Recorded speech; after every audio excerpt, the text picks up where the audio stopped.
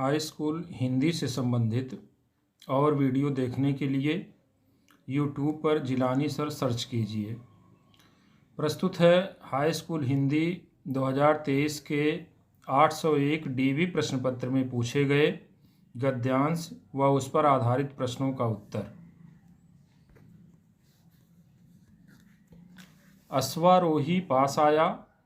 ममता ने रुक रुक कर कहा, मैं नहीं जानती कि वह शहंशाह था या साधारण मुगल, पर एक दिन इसी झोपड़ी के नीचे वह रहा।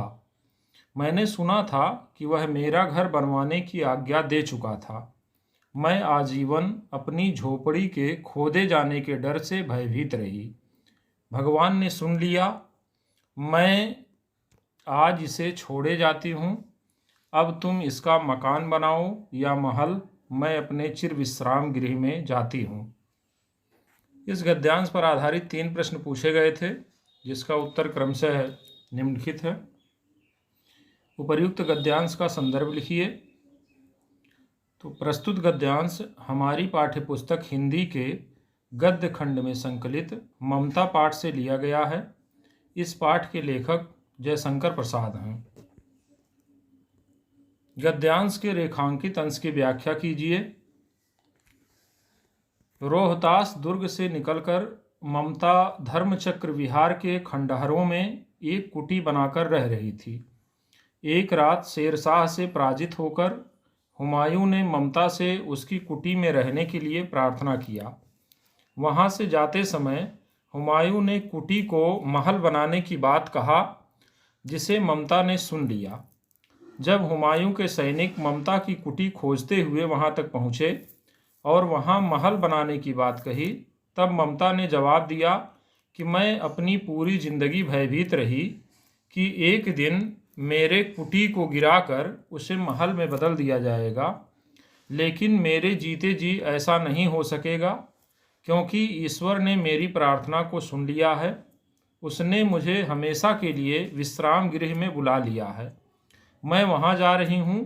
अब तुम लोग चाहे इसका घर बनाओ या महल, मैं इसे छोड़कर अमृत लोक में जा रही हूँ। ममता के आजीवन भयभीत रहने का क्या कारण था? हुमायूं द्वारा ममता की कुटी गिराकर उसके स्थान पर महल बनाने की आज्ञा देना ही ममता के आजीवन भयभीत रहने का कारण था।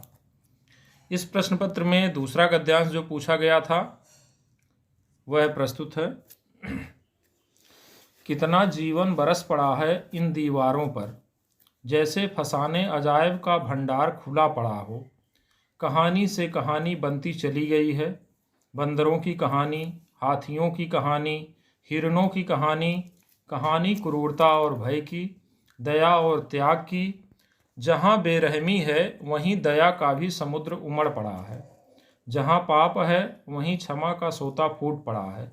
राजा और कंगले, विलासी और भिक्षु, नर और नारी, मनुष्य और पशु, सभी कलाकारों के हाथों सिरजते चले गए हैं। हैवान की हैवानी को इंसान की इंसानियत से कैसे जीता जा सकता है, कोई अजंता में जाकर देखे।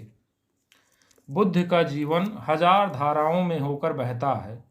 जन्म से लेकर निर्वाण तक उनके जीवन की प्रधान घटनाएं कुछ ऐसे लिख दी गई हैं कि आंखें अटक जाती हैं, हटने का नाम नहीं लेती। इस गद्यांश पर आधारित 3 प्रश्न जो पूछे गए थे, उपर्युक्त गद्यांश का संदर्भ लिखिए। प्रस्तुत गद्यांश हमारी पाठ्यपुस्तक हिंदी के गद्य खंड में संकलित अजंता पाठ से लिया गया है। इस पाठ के लेखक भगवत शरण उपाध्याय हैं। गद्यांश के रेखांकित अंश की व्याख्या कीजिए। भगवत शरण उपाध्याय जी अजंता की गुफाओं में चित्रित विविध प्रसंगों के बारे में लिखते हैं कि अजंता की गुफाओं के दीवारों पर निर्मित चित्रों में जीवन के विभिन्न प्रसंग चित्रित किए गए हैं। ऐसा लगता है कि आश्चर्यजनक कथाओं का भंडार ही खुल गया हो। एक कथा दूसरी कथा से जुड़ी हुई है। मनुष्यों के साथ ही बंदर, हाथी, हिरण की कथाएं, निर्दयता, भय, दया, त्याग, पाप, क्षमा आदि विविध कथाओं का चित्रण अजंता की दीवारों पर किया गया है। कलाकारों के हाथों से क्या क्या सृजते चले गए हैं।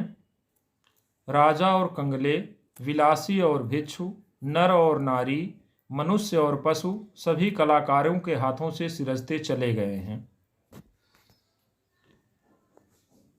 और वीडियो देखने के लिए YouTube पर सर्च कीजिए जिलानी सर। यदि किसी भी प्रकार के सुझाव आप देना चाहें तो हमारे WhatsApp नंबर पर संपर्क कर सकते हैं।